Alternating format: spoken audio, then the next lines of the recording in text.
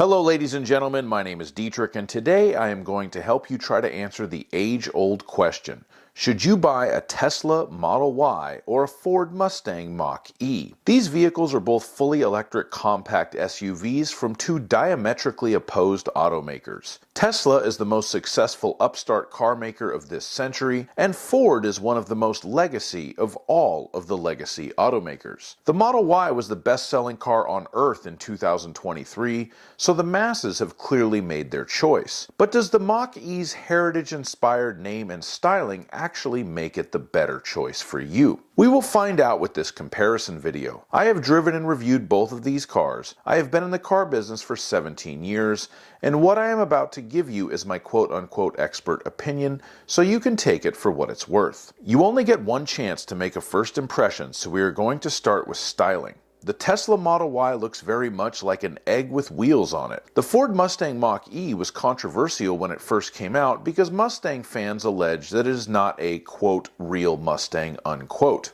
I will leave that determination up to you, but its muscle car-like styling is much nicer looking to my eye than the Tesla Model Y. I like the Mustang-esque rear taillights, and the front headlights look much more aggressive than the Model Y's puddle of tears look. Combine that with its better looking silhouette, and the Mach-E gets the point for styling. Next, we will move on to performance. Acceleration for both the Model Y and the Mach-E range from above average for the entry-level models to shockingly fast for the Model Y Performance and the Mach-E GT. At the lower end of the range, the Model Y has a bit more horsepower, and at the higher end of the range, the Mach-E has more torque. From an acceleration standpoint, they are both very good cars. However, I am going to give the point to performance to the Ford here because in my opinion, its handling and ride are superior to the Model Y.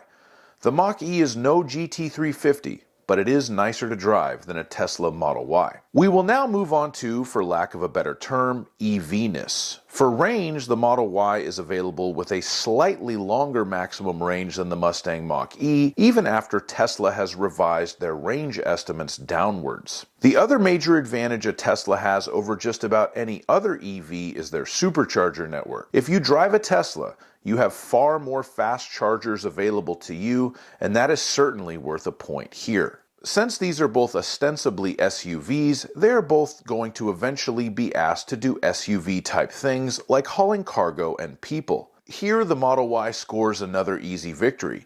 It simply has more cargo space and a roomier cabin for passengers than the Mustang Mach-E and gets another point for it. On to interior features, and perhaps here my personal bias towards the traditional design of the legacy automakers will shine through.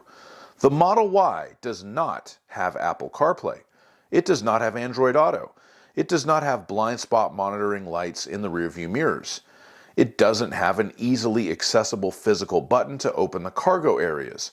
It doesn't even have a speedometer outside of the primary center touchscreen. I understand what Tesla were trying to do. The minimalist look of the cabin of the Model Y is very attractive. It's one of the cleanest, if not the cleanest interior design available in any new car today. But they went so far minimalist that it does hurt functionality. If we went into a 7-Eleven and took out all the Cheetos and energy drinks and Slim Jims and Slurpees, we would have certainly made it simpler, but also worse. The Mach-E gets the point for features. The final point I will attempt to award is value. This is where my weird claim at the beginning that I've been in the car business for 17 years comes into play. Those 17 years have been spent in the sales department, where I still work. These days, whenever someone brings a Tesla to trade in, there is a collective groan that goes through the whole sales staff. To put it mildly, we are afraid of having them in our inventory because of the frequent and unpredictable price drops on them. With that sort of unpredictability in price structure on the new cars, it makes it almost impossible to value the used ones, so we hit them hard, as we say, and give really low offers on Teslas, simply because we don't want them on the lot. If Elon comes out next week and cuts prices on the Model Y by $2,000, as he did last week as I type this, used Model